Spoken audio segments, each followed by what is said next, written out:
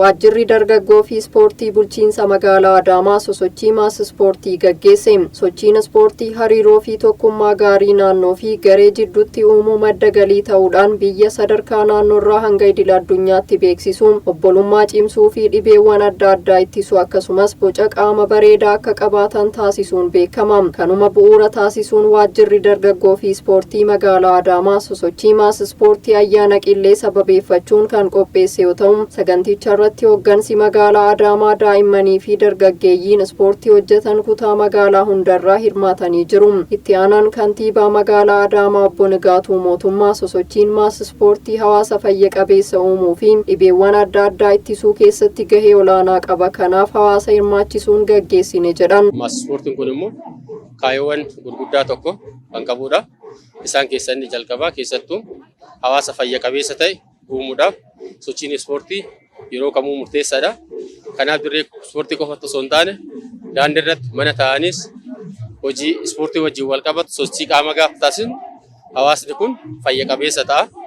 Inni lammaffaan akkuma biyyaattis gaafa ilaallu dhibeewwan garaagaraa yeroo ammaa kana hawaasa keenya irratti babal'achaa jiranii isa kanas giddu galeessa godhanii immoo yaalii qofaan osoo hin taane karaa ispoortiitiin dhibeewwan kallattiiwwan garaagaraatiin dhufan kana ittisuun danda'ama waan ta'eef kanaaf ispoortiin akkuma eessituu keessatti ibsamu jaalala tokkummaadha walitti dhufeenya akkuma cimsu nageenya akkuma ta'e san kanaaf dargaggoonni magaalaa keenya kutaalee garaagaraa irraa walitti dhufanii ganama sa'aatii 12 irraa eegalanii tammatti maas ispoortii kana gaggeessaa jira waan ta'eef akka magaalattis maas ispoortiin kun idileeffameeti kan gaggeeffamu sadarkaa magaalaatti sadarkaa kutaa magaalattis gadi buusnee kan adeemsinu waan ta'eef isa kana giddu galeessa goonee hawaasa fayya qabeessa ta'e hawaasa nageenyaan badhaadhe hawaasa tokkummaadhaan badhaadhe kana uumuudhaaf immoo ispoortiin gahee guddaa kan qabudha jechuudha. Itti gaafatamaan waajjira dargaggoo fi ispoortii bulchiinsa magaalaa Adaamaa obbo Mulgeetaa Qaabatoo sochiin maas ispoortii hojii idilee gaggeessaa jirru keessaa tokkodha. Ammas ayyaana qillee sababeeffachuun jiraattonni magaalaa Adaamaa sochii qaamaa akka gaggeessan taasisuuf qopheessine jechuun himan.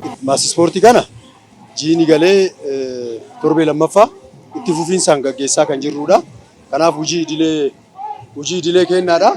Hojii idilee keenya kanatti aansinee immoo akkuma beekamu amma ayyaanni qillee borumtaa kabajamaa.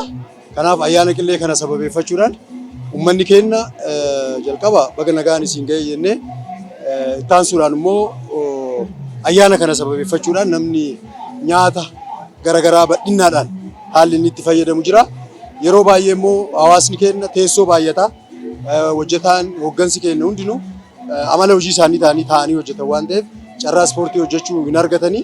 Kanaaf fayyummaa isaanii irratti rakkoo garaagaraa uumuu waan danda'amuuf osoo mana yaalaan deemin dura ispoortiidhaan dhimmoota karaa nyaata hin taaneedhaan furdina malleedhaan dhufuu danda'u of keessaa ispoortii hojjetanii akka maqsaniif itti yaadnee qopheessineedha. Dursaan garee hirmaannaa ispoortii hawaasaa bulchiinsa magaalaa Adaamaa obbo Pheexiroos Magarsaa ispoortii hawaasaa bakka hundatti hirmaachuu fi hojjechuun ni danda'ama. Umrii fi eenyummaanis hin daangessu irratti hirmaachuun ni barbaachisa jechuun dubbatan. Bakkaa fi haalaan kan hin daangeffamne sochii ispoortii hawaasaa kanarratti akka hirmaatu hubannaa kennuudha. Dhukkuboota daddarboo hin taane irraa namni kan of eeguu danda'u sochii qaamaatiin qofa waan ta'eef nageenya isaa eeggachuu kan qabu immoo ispoortii hawaasaa kana hojjechuudhaan bakka ispoortii hojjechuudhaaf umuriin hin daangessu amantaan hin daangeffamu bakkaan hin daangeffamu waan ta'eef namni kamiyyuu sochii qaamaa gochuun dhukkuboota daddarboo hin taane irraa of eeguuf ergaa dabarsuu danda'a. Hirmaattonni sosochii maas ispoortiis faayidaan maas ispoortii jabeenya qaamaa fi hawaasa fayya qabeessa horachuuf shoora olaanaa qaba kanaaf irratti hirmaanne jedhan.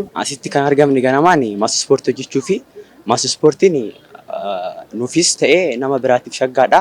Hojjechuu shaggaadhaan jedha. Faayidaan isaa akka dafnee hin dulloomneef nu gargaara. Dhukkubni akka nu bira hin geenyeef nu gargaara. Wanta baay'eedhaaf nu gargaara. Faayidaan ispoortii waa baay'eedha. Akka dhuunfaa keenyatti qaamni keenya ni jabaata. Sammuun keenya aktiif ta'a. Fayyaa keenyas eeggachaati qaama misoomaa taana jechuudha. Kanaaf ispoortiin nama dhuunfaattis akka biyyaattis faayidaa guddaa qaba. Kana hundeeffannee har'a hojjechuudhaaf kan dhufu.